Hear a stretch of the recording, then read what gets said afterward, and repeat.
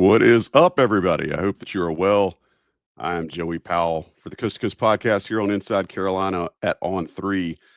Yesterday in the Smith Center, the doors opened and Carolina fans finally got a glimpse of the 2025-26 Tar Heels in their first public blue-white scrimmage. For the first time, the transfers, the freshmen, and all the returners shared the same floor under the lights, showing some flashes of what this team might become and raising a few questions about how it's all going to fit together. Well, tonight we've got a special guest who knows a thing or two about October in Chapel Hill. 2017 national champ Justin Jackson joins us to break down what we saw, what we learned, and what's still up in the air. This is the Coast to Coast, presented by Johnny T-Shirt. Let's get into it.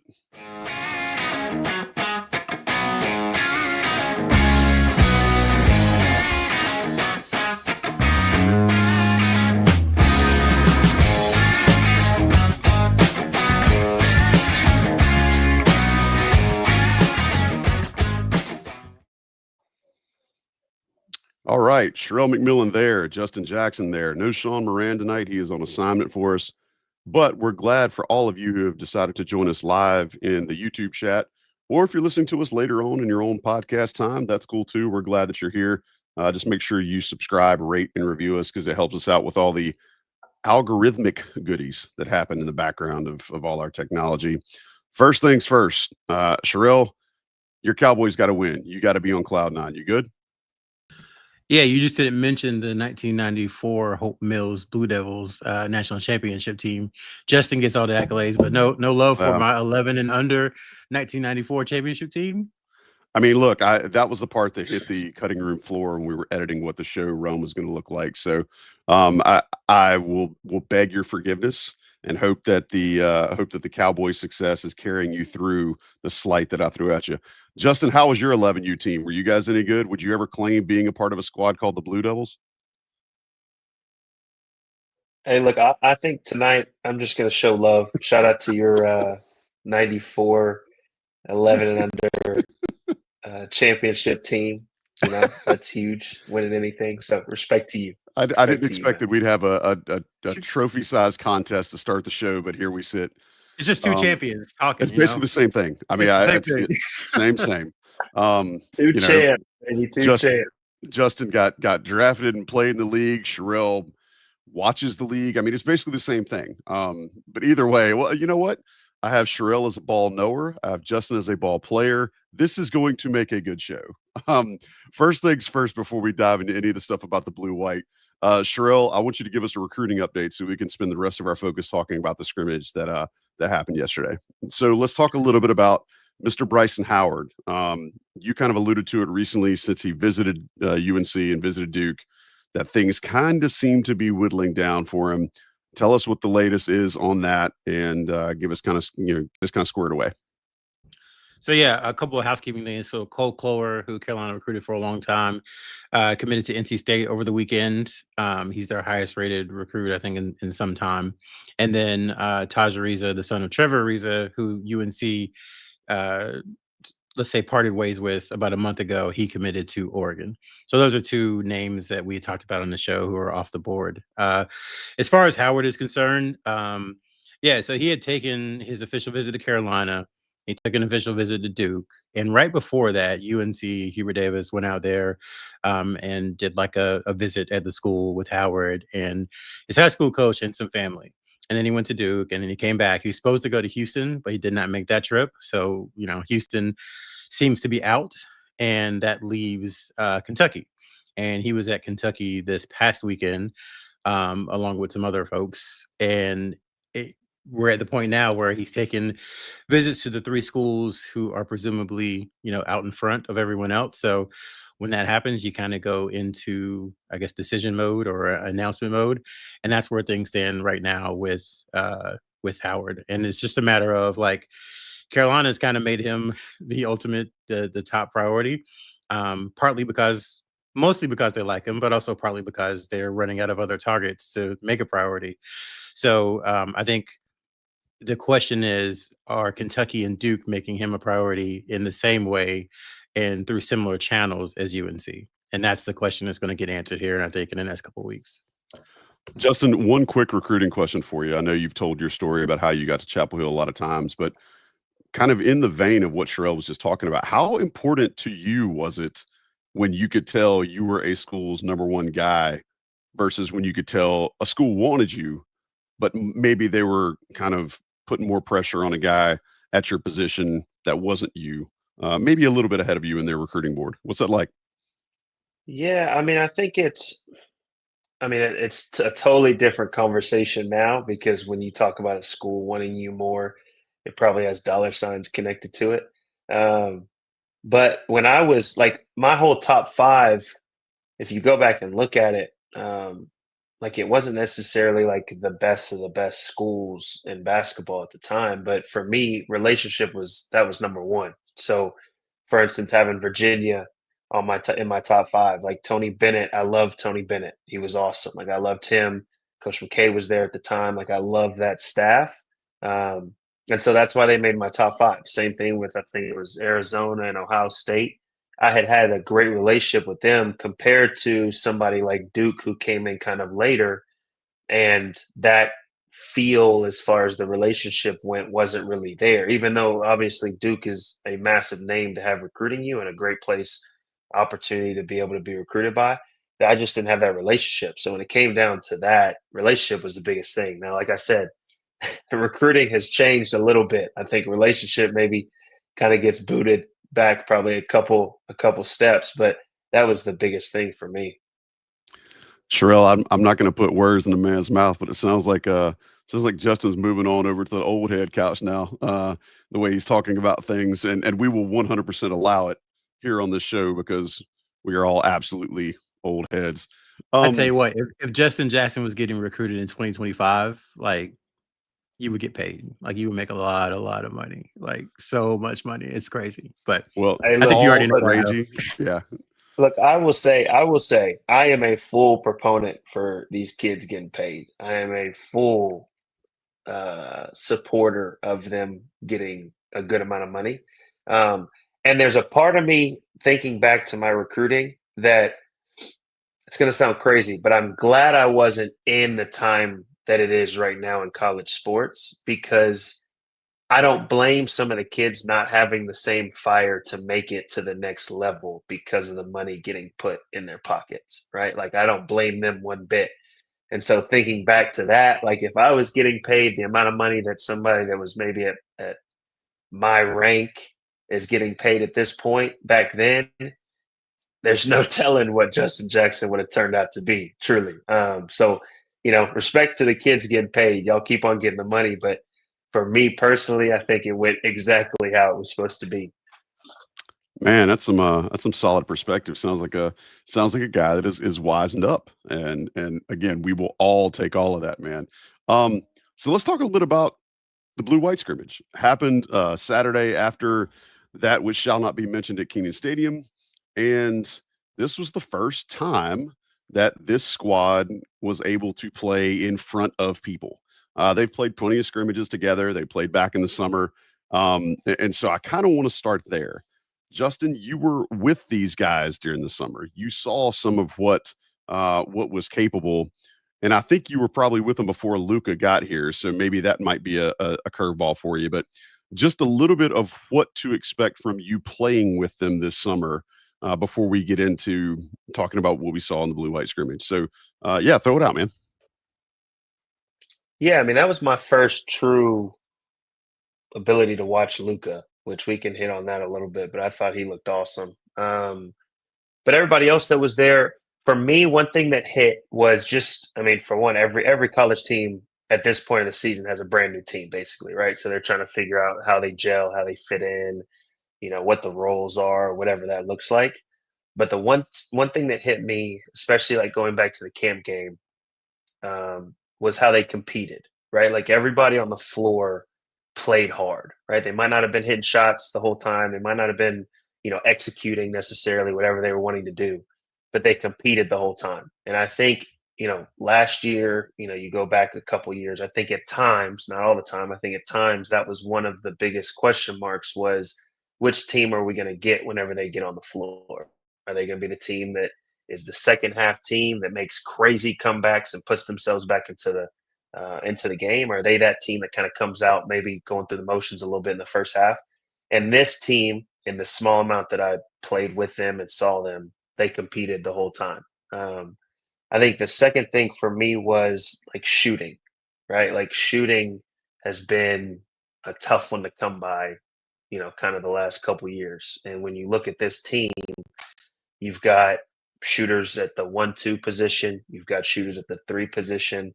And so when you have that, obviously it spreads the floor even more for maybe a 7-footer that we have now down low in Henry, or a guy that's explosive like Caleb, right? Like it opens up the floor so much more. So I think you saw that a little bit in the blue-white scrimmage as far as the shooting goes, especially from a guy like Luka or even Evans at point guard. But I think those 2 things were the biggest things for me that I think can translate right away, no matter what the minutes look like, what the rotation looks like.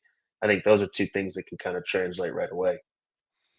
Yeah, talking about shooting, Sherrell just dropped it in our little private chat that we have here. 7 different players hit a 3 for UNC yesterday. Now, obviously, that is part of the fact that both teams are playing against themselves. But to echo what you're trying to get across there, Justin, you've got guys that can step outside and hit deep shots, which North Carolina would have paid a premium to have that during the season last year. Sherrell, I want to ask you, what was the biggest wow moment you saw yesterday that might give you some hope for 25-26 that we hadn't expected thus far as we've talked about this team and as we've previewed positions and as we've kind of expected what we think roles are going to look like? What was the biggest wow moment for you yesterday?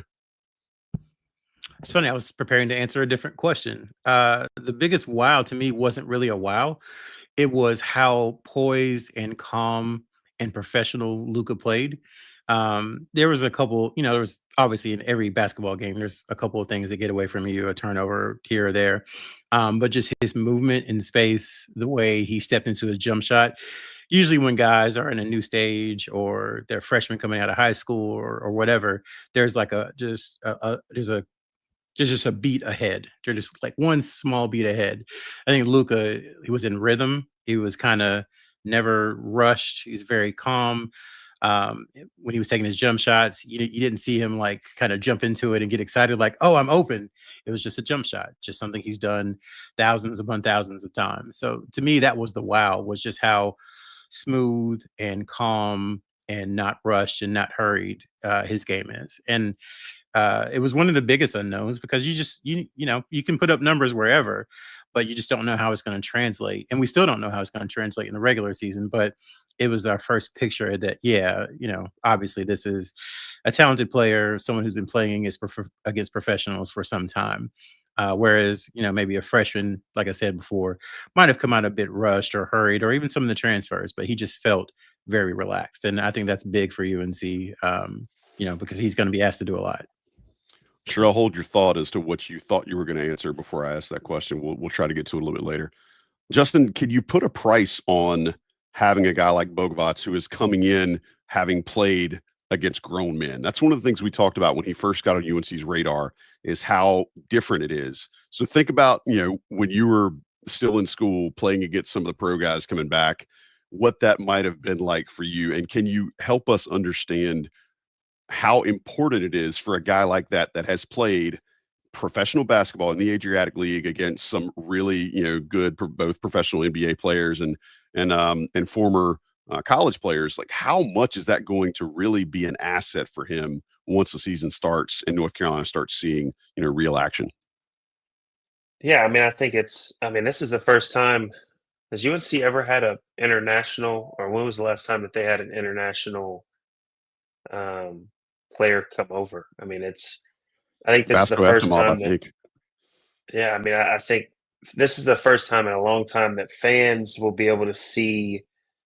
I think the perfect word is like a true professional in a college realm, right? Like there's different people say there's different levels, but there's different levels: high school, college, professional, whether it's overseas, NBA, whatever it is. And the fact that he's already had years playing against these professionals, right? Now the college game is probably going to be a little faster and more chaotic than it is playing overseas where he played. which I think that will be the adjustment maybe for him as far as defensively transition, that sort of stuff. But when it comes to feel of the game and pace and things like that, you could already tell just in that scrimmage that he's already a couple steps ahead of somebody that first steps on campus, right? When I was a freshman, when most freshmen step on, I mean, you feel like you're running 180 miles an hour. You don't know where you're going. You don't know when your shots are going to come. When they come, you're surprised. Like, and so for him, it was like everything came at his pace, right? And I think for one, that's good for him. For two, I think that's going to be huge for the team, right? Like when times get chaotic, when things get crazy, he could possibly be somebody that can slow everybody down, keep everybody under control as much as possible, and keep them doing what they're supposed to be doing. So I think Luka is going to be unbelievable in this system as far as just, helping everybody else. Obviously, he's a great individual player, but when it comes to the rest of the team, I think he's going to be huge. I want both of you guys to answer this, but I'll start with you, Justin. George Jenkins in the chat asked, and I think it's a great question. What do you see as a potential issue with Luka's lateral quickness, and do you think it matters for a guy that has as many skills as he does, right? Because he's shown the ability to stop and start. He's shown the ability to be able to pull up and kind of get his shot from anywhere, but it does look as if he's a little limited at this point in how easy it is for him to change directions laterally. Do you feel like that's going to be an issue? I think at times, if he's guarding a quicker guy, I think at times they might get him. Everybody gets got at times. He is a little bit slower, it seems. I haven't seen him up close, but it seems like laterally he is a little slower. But I think with the way this team is made up, I think having a footer at the rim, if we're talking about last year where there wasn't much rim protection, if we're talking about last year where switching might be tough because we're smaller at the guards, I think it would be a different conversation. But with the size and the versatility and having that footer at the rim now, I don't think is going to be as much of an issue as you might think looking at him first glance. There's a lot of guys on this team that can switch, they can cover up, that can protect the rim. There's good size now that we have on the wings and even at the point guard position with certain guys playing the point guard. So I don't think it'll be as big of an issue as you think. I think at times he might get blown by every once in a while, but I don't think it will be that big of an issue. Sherrell, I think there are a lot of other things to like about Luka's game, just in what we've seen so far in the clips that the schools put out, but specifically talking about the blue-white game on Saturday. What about his skill set maybe surprised you that you hadn't seen beforehand, that you saw in the middle of a game scenario or in a simulated situation that, you're like, hey, I wasn't expecting that?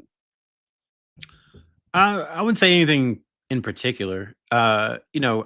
You know how I feel about exhibition games and Caveat and developing content and talking about, long-term issues based upon 12 minutes or 24 minutes of scrimmage or whatever. But I just enjoyed watching him be calm, enjoyed watching his pace. And maybe that was surprising because maybe I expected, I guess, for him to come in and be excited to be playing for Carolina, in the Smith Center for the first time, probably bigger than some of the crowds he's played against or played in back home. First time, so maybe I expected him to be a little more excited and he was just cool, calm, and collected. So maybe that's what it was. But as far as skills, everything that I think we saw watching, highlights of him, watching film of him, tape of him, whatever you want to call it, he is an adept scorer. He can shoot. And his coaches overseas talked about how he wants the ball in his hands when it's time to score. There was a little, do you remember the joke about PJ Harrison about how he would, as soon as he walked in the gym, he was ready to shoot? There's a little bit of that going on with Luka, I think. So I think shot selection and learning what's a good shot here versus what's a good shot in his previous league is probably going to be an adjustment. Maybe that's my surprise. I'm talking through it. I was surprised how aggressive he was because I guess usually in that kind of situation, you kind of want to let it come to you and see how things feel. But he was like, "Nah, I'm going out here and I'm putting up numbers." So that's a positive sign, I guess, that he was that aggressive. So that surprised me because usually you kind of work your way in, but he came out, guns loaded. have a allow me to reintroduce myself feel to it, because he was like, okay, I'm here. You guys have asked about me. Maybe you forgot about me. Maybe you haven't heard about me, but let me get these shots up real quick. Um, Justin, do scrimmages like the blue white? Do they tell you any real truths, or are they just scenery? Because one of the things that Coach Davis always talks about is what's real, right? He's already said that, I think, in a presser earlier this season. But um, is there any balance there that you guys as players kind of bring to it, or is it treated the same way you would in scrimmage that you guys have when the doors of the Smith Center are closed? I think it depends on what year you are. I think it depends on who you ask. Me personally, after going through at the time late night and the scrimmage and all that sort of stuff, in my opinion, that means absolutely nothing. Like there is nothing at all that the blue white scrimmage does to solidify or change what the coach's perspective on the players might be, which at the end of the day is the biggest aspect of this team. Like, what is Coach Davis? What is Coach Lebo? What is Sully, Marcus? Like, what do all of them think that each one of these players? How do they fit into the system and the situations that they're going to have for them? Now, I think, like I had mentioned before, I think competing always transfers, right? So whether you're playing in a pickup game over the summer or the camp game or blue white, or you're playing 15 games into the regular season, the playing hard always transfers. And so I think that's why in the camp game, why I was so impressed with kind of what they had put out there. And so I know fans, they love they love to put a lot of weight on any time they see Carolina basketball play, right? They love to put, oh, this guy can't shoot because he went 0 for 4 in this game, or this guy is a turnover prone because he had 4 turnovers in the first half of the scrimmage. Like some of those things, as the season goes on, you might see it, but for me watching, like it's hard for me to watch the scrimmage because I'm like, there's not much I can truly take from this other than like Luka playing at his speed and the 3-point shooting all across the board. Like there's not a ton I can take. So me personally, you don't take too much from this game. Sherrell, I continue to try to wrap my head around this concept that we've talked about before about UNC going to more of a lead guard rather than a true point. And I want to reiterate that folks are going to see a major shift when they're comparing Kyan Evans to Elliot Cadeau, who was running the team last year. Again, caveating that this is just one scrimmage, I did see Kyan Evans look incredibly smooth. I think Justin alluded to it earlier, but there was some composure in him that I think is really going to that's really going to come in handy in a lot of pressure situations. He doesn't look like he rushes things. He doesn't look like he speeds things up too much. He just looks really calm and kind of in his own element. Tell me I'm overanalyzing, or do you feel like that jives with what we've learned about him since he popped on North Carolina's radar in April? Yeah, I'm going to give a boring answer and say I don't know. And I'm not trying to Thanks. be Let's move on. diplomatic. I know I'm not trying to be diplomatic or anything, but in talking to people, they, at Carolina, they would say what he showed Saturday wasn't what he's been showing in practice. So we talk about stuff carrying over, and do you give more weight to what people who know more about the program have seen in practice, or do you give more weight to what you've seen with your own eyes? So that's kind of, I think, what a lot of people are weighing. And I would go back to what you said about comparing and everything. Just today, October 5th, don't compare Kyan Evans to Elliot Cadeau, because they are completely different players at the completely different ends of the spectrum. And so when you start to compare those two, where you're gonna look at it and you're gonna get confused, because you can't do the same things for Elliot Cadeau that you did for Kyan Evans and vice versa. So I think the offense, just by the nature of the personnel, is going to be different. So Evans is going to be asked to do different things, and we're assuming that he's going to be asked to be like the lead guard. I don't think we know that 100% yet. It could be a situation where they're just like, hey, get the ball across half court, and then everything else will work its way out. You can run the offense through the bigs once you get it across half court.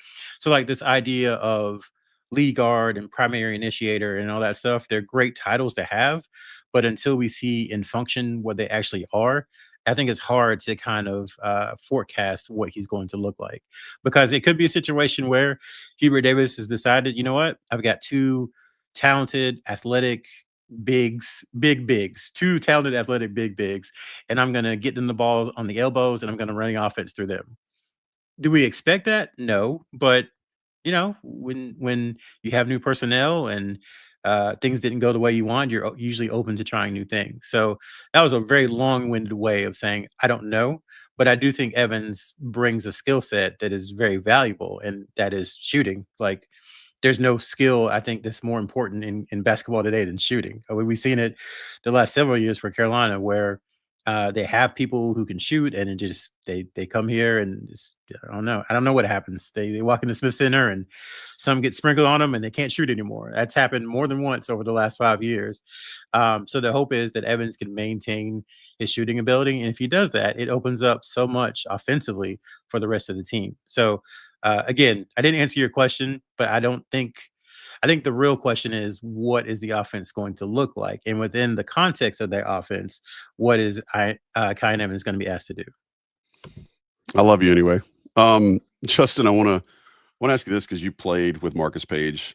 I think a lot of folks, when they start talking about, Kyan Evans, both with his size and what we've seen of him just a little bit, again, short time at Colorado State, what we've seen from this blue-white game.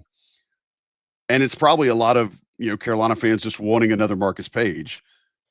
Is it safe to say there's some similarities in the way those two guys carry themselves on the court?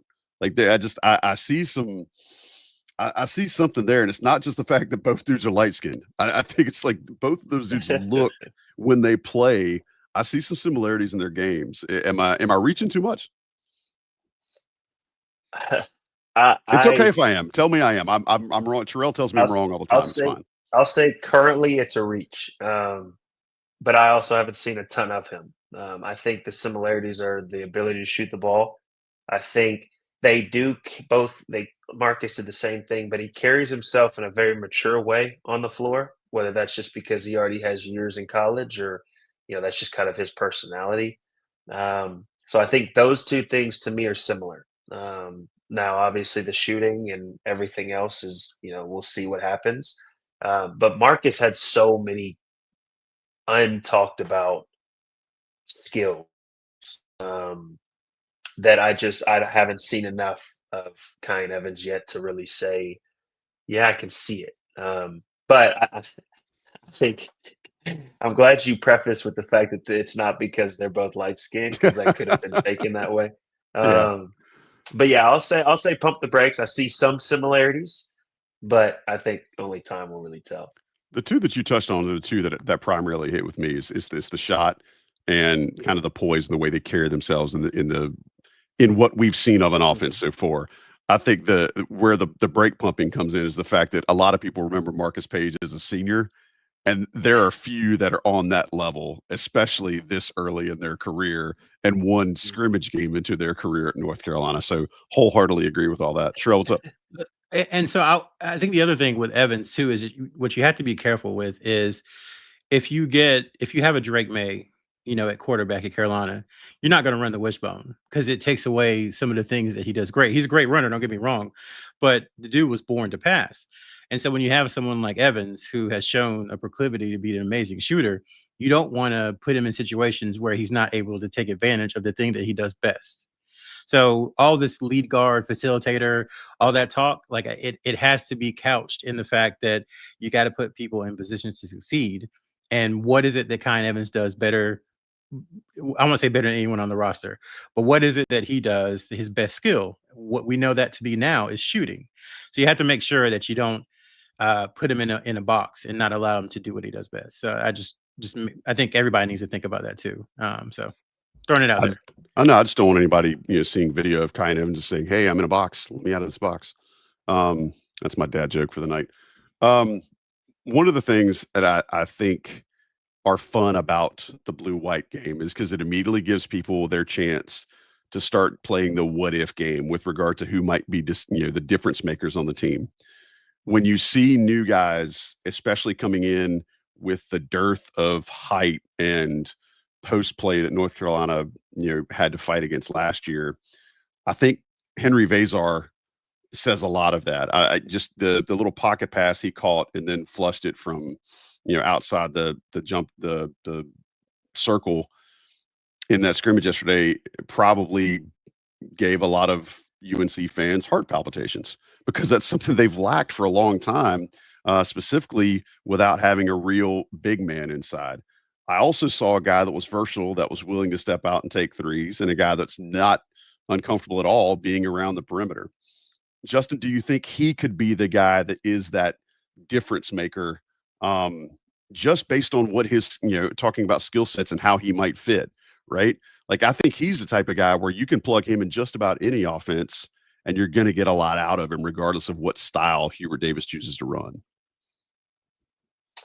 Yeah, I mean, I think first being 7 feet tall, I think you can plug a 7-footer most of the time into any situation, and it's probably going to be better than playing small ball 5 most of the game, right? So, and obviously last year Vin Allen, Jay Wash, they did everything they possibly could, but that was probably the biggest hole or gap that the team had all season long, right? It was like having that, okay, this is our anchor, like it was just so up and down all season. Now you bring this guy in Henry, who obviously, like you said, he can play out of the pick and roll. I guess time will tell if moving out to the 3-point line is something that consistently happens. But even him initiating the offense from the trail position, he looked like he was comfortable enough to be able to do it consistently. And then you go on to the other end where so many times last year you would see guys maybe miss an assignment, or a guy would get past him, and then there wouldn't be a ton of resistance at the rim. Now you've got a guy who multiple times in the scrimmage was at the rim, whether he got a block or whether the guy scored, whatever, he was there. So having a presence completely changes the way that the rest of the team looks defensively. So now you can get out in passing lanes more. You can have a guy maybe like Luka, who, only time will tell, but maybe is a little slower laterally, that might, get blown by every once in a while, and you still have him at the rim, right? Yeah. So I think those are the areas that will completely change the look of it. Now if he can stay out of foul trouble and that whole sort of thing, but him being the anchor for this team, I think is absolutely massive. And I think that's why kind of what you're saying would make him, the X factor early on to see how the rest of the team works around him. Sherrell, if you could pick one player that benefits the most from a Henry Veesaar coming in and being the best he can possibly be within the fit of this roster, right? Whatever that looks like to you, what player benefits the most from that? And don't say Henry Veesaar. That's tough. It's been 33 minutes and 27 seconds. We haven't said the name Caleb Wilson. So I'll say Caleb Wilson because obviously he's super talented. Everything you want to be able to say, tall, athletic, has the pedigree, all that good stuff. But, coming in as a 4, as a freshman, you don't want to be on the block against grown men too often in the ACC. And having Veesaar there as kind of a safety valve, as Justin said, an anchor, will help him a ton defensively and allow him to do what he does best, which I think is going to be a lot of weak side shot blocking, weak side steals, just being able to range from side to side and kind of cause havoc defensively. So I think he benefits defensively, but I think he also benefits offensively because Caleb, I don't know if people have seen it yet, but he's a really good passer.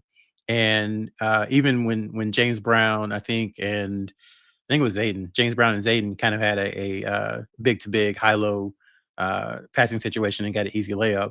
I think Veesaar and Wilson will be able to do that a ton because if it's Veesaar at the top and Wilson on the block, then he's going to have a college four-man on him, and college four-men are typically 6'7", 6'8". So he showed a little hook. He'll be able to elevate over him and score. And if they come down and help on Caleb, then Veesaar has shown the ability at Arizona.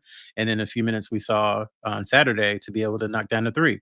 So it really creates problems for defenses in that situation. So I think Veesaar helps Caleb a ton on both sides because he allows him to be who he is, which is super athletic, rangy, do it all guy. Yeah, I love the fact you said 6'7" in there. No reason. Pointing out too that if you want to kind of have Carolina fans' fever dream, it's the thought of Caleb Wilson being able to be a help side defender in the post.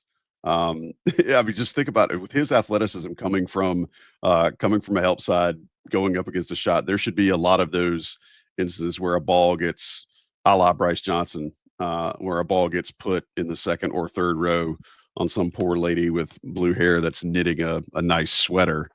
She ends up catching a basketball because Caleb Wilson's absolutely deflated one on her. Or think about his ability to recover. If he That too. if there's a driver to the lane and he helps from his spot and they kick to the corner, like he's one of the few people who I don't know if you remember Zion when he was in high school. There's a play where he got sucked into the defense in the paint and somehow made it out to the 3-point line, blocked the shot. He with his covered. elbow. Yeah, he covered like 20 feet. That's the kind of play, and that's the kind of athleticism I think Caleb has. So he erases some of the mistakes that he's going to make, and some of the mistakes that I think his teammates are going to make. He's going to help erase them. So to your point about helping on weak side and everything. He also does a great job introducing hip hop artists that are performing 10 a.m. concerts in front of Wilson Library. Anybody who saw Caleb Wilson being the hype man for Ludacris this past weekend would understand that reference. I think there's a lot to like about a lot of these newcomers, right? It's October. Everybody's going to be undefeated. Everybody's great. But I do think there's one thing that is true amongst all that. We mentioned Hubert Davis's belief in what's real. I think of all the stuff that we've talked about so far, we haven't mentioned Johnny T-Shirt, and that's real. Johnny T-Shirt's ability to outfit everybody that was in the Smith Center Saturday night is unparalleled. And that is absolutely going to be a truth, regardless of whether it's a scrimmage in October or a home game against a rival in March. Johnny T-Shirt is a big-time supporter of Inside Carolina. We want you all to show them the same love that they show us. If you're a premium subscriber to IC and have followed us over to the On3 network, which if you haven't, I'm giving you a little bit of side eye right now. You know that you get that 10% off by using the code on the premium message boards. If you're not an Inside Carolina premium subscriber, just do better. Do better at life. Join us at On3. You can get in now for like $1. So the money you save at Johnny T-Shirt, you can reinvest into your subscription to IC Premium via the On3 network. And I just blew your mind with a great amount of frugality and how you can do well in this economy. All right. That's my Johnny T-Shirt read. You're welcome. We'll let the national guys run some ads for listening to us on a podcast. If you're with us on YouTube, stick around. Nothing's changing for you. This is the Inside Carolina Coast to Coast podcast. All right, y'all. I'm Joey Powell, Sherrell McMillan there, Justin Jackson with us. No Rob or Sean tonight. They are not together hanging out. They are doing other things at other places, but happy to have Sherrell and Justin with me this evening. We've been talking about the blue-white scrimmage and why there's a little bit to be taken from there. We don't want to completely say that everything you saw in an intra-squad scrimmage is going to dictate what actually happens this season. But there are some things I think that it's okay to be positive about. There are some things that you can glean that matter. I want to ask you, Justin. I think this is a good place to look, especially knowing that you've been in Carolina's system. What sort of continuity and differences do you see right now? Recognizing that we don't know what Hubert Davis is going to do with this team yet, I think with this roster, it looks a little more like a Carolina team than maybe what we've seen in Carolina's down years of the recent past. Yeah, I mean, I think the years of Coach Williams' system, it shifted to Coach Davis's system, right? And whether you had a Mondo or you struggled to have bigs down low, his system looks a little bit different, right? And that's okay. Like that's totally fine. But to your point, the way this roster is made up looks real similar to some of those older teams that you saw have some real success. Whether it's having legit point guard play, from a few different options, or having longer wings that are out there, or having some legit bigs down low with athleticism and being able to protect the rim and pack the paint type of thing. So I think the way that we saw the offense run in the scrimmage. Now, obviously, he might completely change the offense up and he might do something totally different. But the way the offense was ran, everybody was touching the ball, right? The bigs were initiating it a lot. So you saw a lot of times. Now, I think this is an area for Caleb Wilson to kind of learn as he gets into, the way college basketball works and how people key in. You saw him be able to break off some plays and go into isolations. You saw a lot of just pick and roll, point guards getting downhill and being able to make certain plays now with a little bit more shooting and things like that. So I think the offense will look a little bit different to Sherrell's point. I think it'll look a little cleaner at times now having shooting all the way around. Um, you can't necessarily have, and shooting no shots at all, you can't necessarily have a guy in the paint guarding the guy with the ball. Like you can't have those type of situations anymore because they're shooting out there. And then defensively, to your point with Caleb Wilson, I think if he's able to learn the college game quickly, I think if he's able to figure out defensively how to play, and I don't have to bang with these guys all the time, I can just, kind of use my, smarts to be able to play defense. I think he could be the X factor defensively for this team, right? Having the athleticism that he has, being able to guard 1 through 4, right? Like we had Harrison Ingram not too long ago that was able to basically guard 1 through 5. And the way the defense looked with him being able to do that was totally different than maybe we've seen in other years. So having guys like him, having Henry, like we've talked about at the rim, having some other size, somebody we haven't talked about at all because he was hurt was the freshman Derek Dixon, who I think is going to be really, really good for this team, right? So you've got a guy who could possibly come in at point guard he's listed as 6'5". I don't know necessarily what he is, but 6'4", 6'5", whatever he is, that's still more size than we've seen at the point guard position, right? So now you don't necessarily have those mismatches that pop up like we saw last year at times, right? You don't have, okay, we're trying to kick the point guard out. Now there's miscommunication on the perimeter. They get wide open. You don't have all of that. So I think just the way the team is brought together, shout out to, Jim Tanner and everybody else that was putting this team together. The way it's put together, I think, has a chance to form into something that we've seen before have success in North Carolina. So, I guess only time will tell. Sherrell, Justin leads me in a really good spot, so I want to stay there. Are there places, and was there a specific position group that looks better than you thought once you saw them on the floor? And I recognize that's probably one of the easiest things to get fooled by because you're splitting the squad up into two pretty balanced fives. Or I'll give you the flip side too. Was there one position group that looked better than you thought? Or was there one position group that looked a little more shaky than you expected? I will say, I thought overall the bigs were fine, but rebounding, I didn't see anything in that game to ease my worries about this team when it comes to rebounding. And I know it's kind of counterintuitive because they're so much bigger than they were last year. But from the people who know basketball, and Justin, you can tell me this is true or not. They say rebounding is just it's mostly desire. It's mostly about going up and getting it. Now, obviously, if you're 6'1" and someone's 6'10", it's going to be easier for the 6'10" person. But there's a lot of it that is X factor that is kind of innate when it comes to rebounding. And I don't know outside of Caleb Wilson that there's an innate rebounder on this particular team. And so I was hoping, James Brown did some things, Zayden Hyde did some things.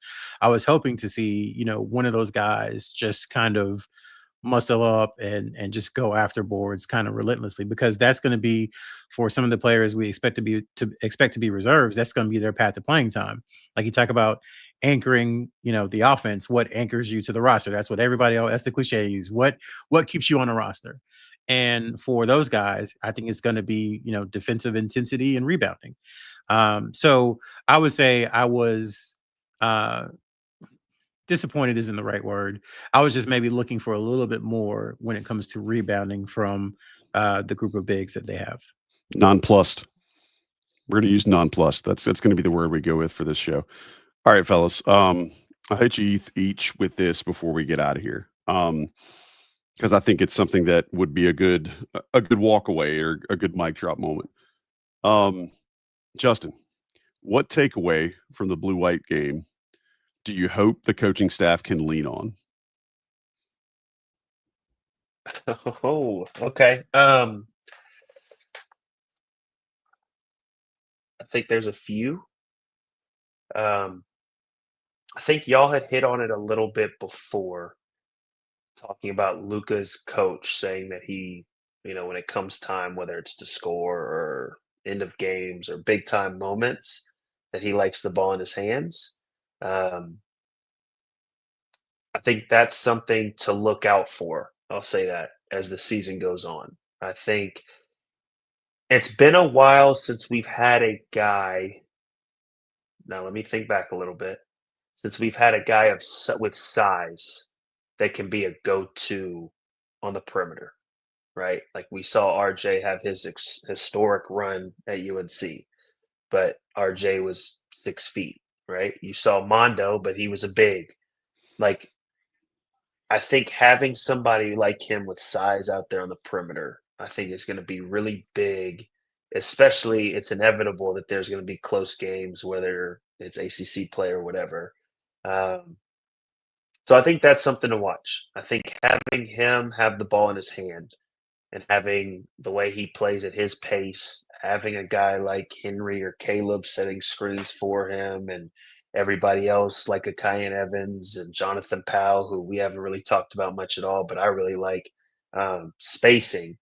I think it's going to be something to watch out for. Obviously, who am I when it comes to making the decisions for the coaching staff? But I think that's something to watch for as the season goes on, is how does that evolve? And do they put the ball in his hands a little bit more when it comes time to really seal games, go win games, or just big time moments? I love the comment about spacing because it was a nightmare at times last year, and for even 3 years ago when the team was struggling, when they missed the tournament, that team, just the spacing just looks bad. And when you think about how everything, if you're not just as something as simple as being spaced properly in the half court set, just jacks everything else that you want to do up. Even once you've lost the ball and you're going back on defense, like everything's just jacked down the road from that if you can't get your spacing right. So I love that you mentioned that. All right, Sherrell. Justin jumped on the grenade there and answered the question first. So hopefully it gave you a little time to think and give us a good answer. And you're not allowed to say, I don't know. No, it did. So in 2022, UNC was 356 in the country in defensive turnover percentage. In 2023, they were 344th. In 2024, they were 312. And in 2025, they were 304. So I guess they're going in the right direction.